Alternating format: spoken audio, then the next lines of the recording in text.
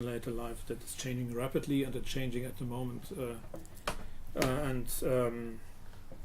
Especially if you're in the business for a little bit longer, then you're surprised what you thought in the were aging in the 90s. So, but we're still talking about aging later life. But when I started my PhD around the mid 90s, probably aging was something different, or was a different problem, or was a different social problem, or different social reality from what we find here.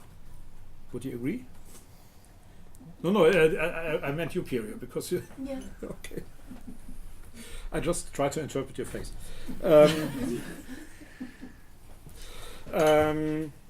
Now it's like an ex-cross to Eric Hobsbawm. Some of you may know him, some don't.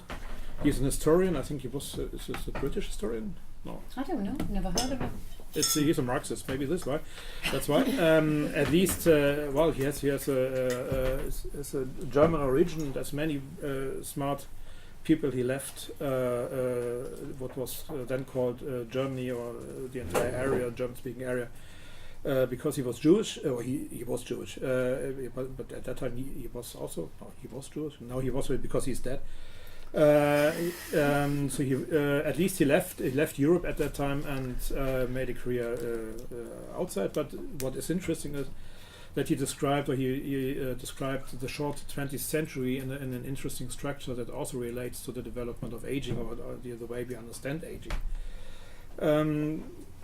He labeled the age of extremes, that's what he called it, as a time that killed more humans than any other before. But at the other end, at the same time, it shows there are more humans. They live better than ever before.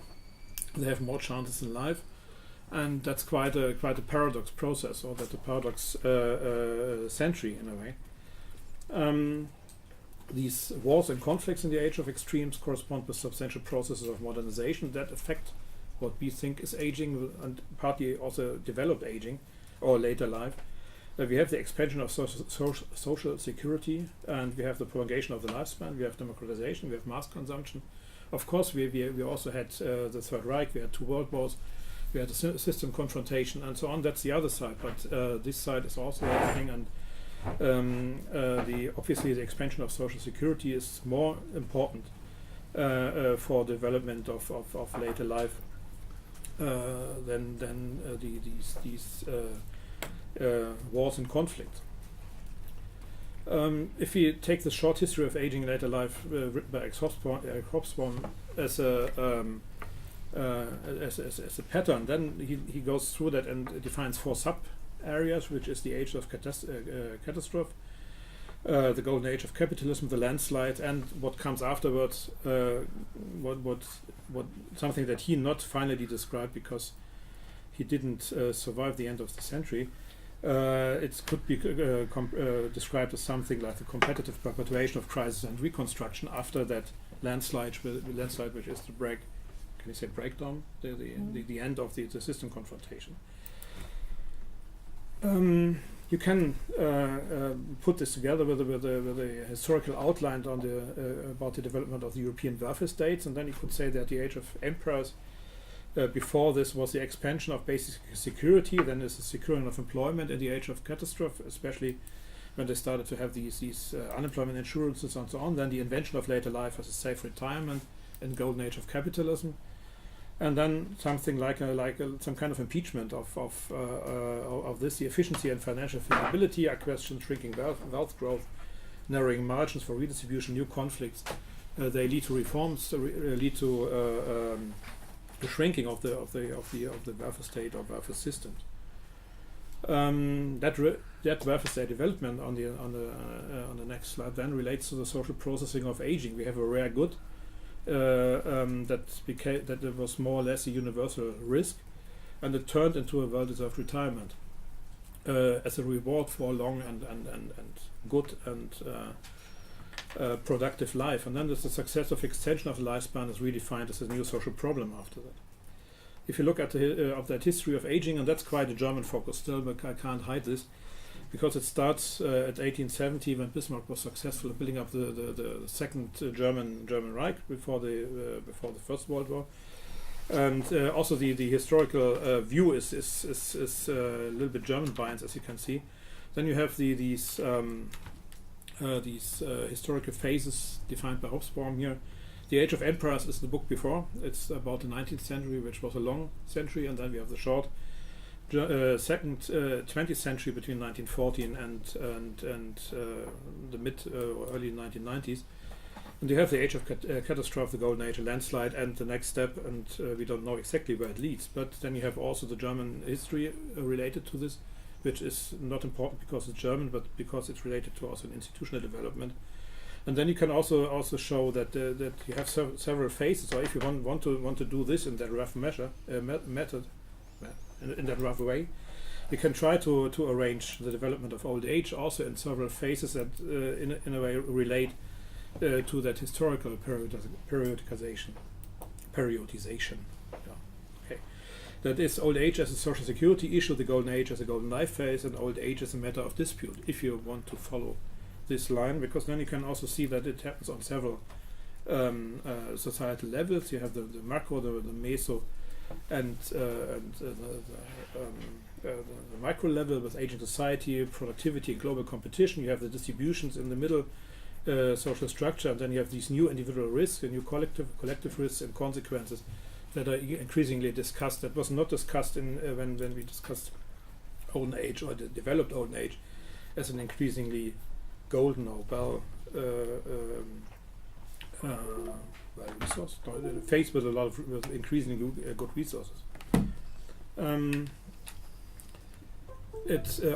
That social change that I described like this can that also shapes did not only shape the social construct of aging, but also the development of life courses. So what people experience over their life within these contexts. It's of course clear if you go back here that that lives do not quite often do not take place just in one of these phases, but are a structure that is beyond that. So people that were born in 1914 usually lived at least in two of these phases, or even three if they're born during World War II. So there is quite a strange mixture of experiences with these life phases in individual life courses. And if you then compare life courses at different historical times, you see an interestingly different patchwork of exposure to these different phases in a cohort comparative perspective. This development as such can be described as destandardization, polarization, inhomogenization. I should give that in German, I think. Then these long words and long sentences are easier to use. But nevertheless, that's a general trend. And the problem with that general trend is that it's of course not homogeneous again, and this development as such is socially structured, culturally differentiated, and regionally variable. And it's not just a result, but it's also part of the drivers of social change. Effects are unclear, and that's where research starts. That's where research based on life courses into old age can have is the starting point. Research on aging can be related to such a short history, which is in a way not that undercomplex. If you see these different dimensions of what happens around aging processes and life courses behind it. But what about theory development then? So if you have that political change, if you have life courses within these phases, if you have a change in our understanding and the societal understanding about aging, then it would be strange if theory doesn't follow this. So there is a theory development over the last century that is interesting to take to look at, and one can ask, how does it relate to the short history of aging? Then the text come into play that you read. So you have that text from Bengtson that will try to give an overview about the different perspectives of theory, and also try to explain what theory could mean in that sense, because that it makes a difference how you understand it. So it's explanation, it's a process, and it should be explicit. And Alley then writes that theories of aging should help to systemize what is known and should explain the how and why behind the what of our data. But that data changes, and so they should explain something different at different points in time, and they should in that sense the knowledge changes, and so that what needs to be systematized also changes over time. And partly it's also the data or the analytical methods that change, which produce also different types of knowledge, and that affects also the theory development. The problem that that many publications, especially in the 2000s also and 2010s, still point at is the problem that gerontology or aging research is widely theory free. So we are just reacting on something, and we are not investing so much into theory, which doesn't really help a lot if you think about the discourse about aging. It would be easier if we would have a joint basis that we refer to, that we produce research or knowledge about, and then we change that theory that doesn't fit anymore. But we are producing and starting from scratch again, be it as qualitative approaches or quantitative approaches that just look at the data and then produce models and think that's a theory.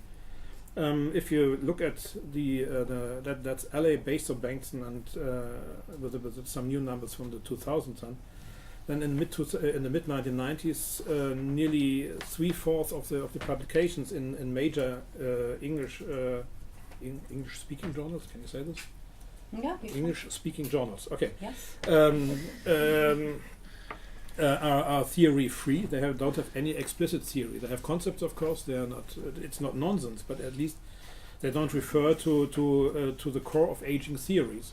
So they do not refer to something that we could call common ground.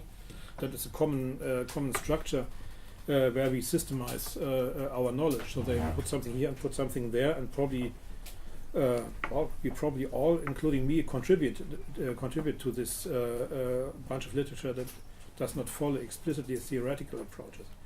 It changed a little bit in the 2000s, where it's only 61%, but nevertheless it's nearly 2/3 of the articles published in major journals that do not have any explicit theory. And explicit theory does not mean aging theory, but any theory. So they differentiate between the core sociology of aging theories and other theories. So they could use any other kind of economic or media that size or care theory stuff, but even that is excluded. It's only 15% that use core sociology of aging theories that publish in these major journals. And the problem is, why is that the case, and does that make sense? Then they try to, or Ellie tried to systematize a little bit more in detail what the theoretical basis of those is that refer to theories. And then you see that it's a couple of them that the blue ones are the aging-related theories, or directly aging-related theories. They use sociology of aging theories, but it's many other theories that come from other sources that are used also in explicitly aging-related journals, not just in overall sociological or psychological economic journals, but just in explicitly aging-related publications that do not use any aging theory, even if they use some theory, which is not a problem, because it could be that the theory makes sense. Of course, it's not useless to use this, but at least it would be good if we could then, if we employ theory from other disciplines, from other fields, at least explicitly refer to what to the common ground, the theoretical common ground of that field, or maybe discipline that we are contributing to. But it's not the case at the moment. They pose the question whether there's something replacing theory, which they call models of aging, but also that is not very convincing. Numbers are small compared to the overall number, and so they try to at least find a conceptual explanation for that there's a process going on that theories are not used because there's something more appropriate. But as you can see, the numbers relate to the 1,000 in total are not really convincing, so it's not really substantial trend that you could say that is now taking over.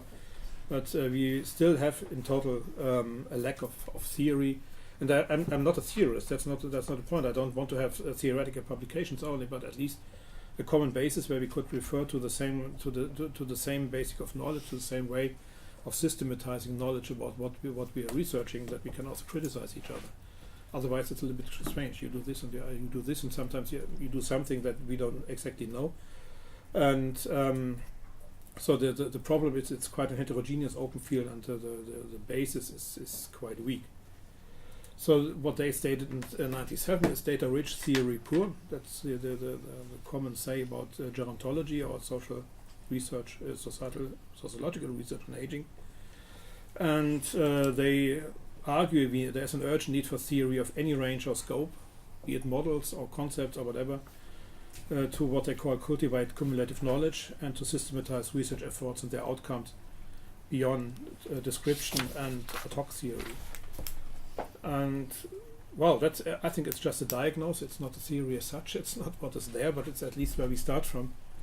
And that's even more important if you take into account that the societal perspective on aging is changing, and that we have to deal with that in one way or another.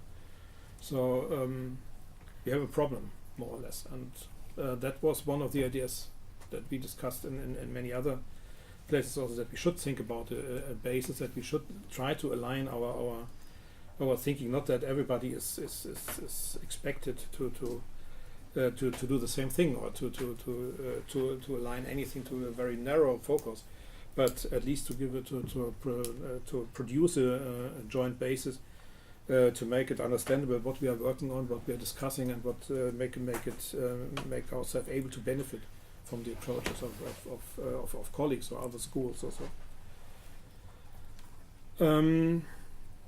Yeah, Bengtson, Burgess and Parrott, they try to systematize at least to what is there, and they differentiate between the three levels. They don't have a meso level, but they have a micro and macro and interaction level, and they formulate 3 generations of aging theories, always keeping in mind that we have a history that is going on, and that I try to describe roughly. They have the 3 generations from early foundations to differentiation and to multidisciplinary refinement that took place in the 1990s and 2000s, I would say, at least, or started there. We have the micro, the macro, and the macro level, and which is the interaction level for both. And I'm not always sure if I would place these theories that they place there at exactly the same place, but in a way it makes sense. They have the 3rd generation, and that's just the last layer. It's a structural constructionist theory, is a social exchange theory that they want to have on the micro level. That interaction level with life course theory and feminist theories of aging, and the macro level with the political economy of aging, and later the critical gerontology. All with a problem, of course, and you see the activity theory here. That's something that you read about in one of the articles, and that's. We could go into details, but I will just highlight the 3rd generations here. The 3rd generation on all 3 levels. It's the social constructionist and the social exchange theory that they put here, and then they have their origins listed. You have the oops, something is wrong here. No, that's okay. You have a short description of what they do, and we should not go into details, but then they criticize that also, saying that structural constructionist theories, they tend to neglect the functioning of macro structures, so the micro level is overemphasized by focusing on action only. We have social exchange that has the trend for economic reductionism, or to a simplistic formulation of what they find of behavior, especially that they find on the micro level. You have that exchange level.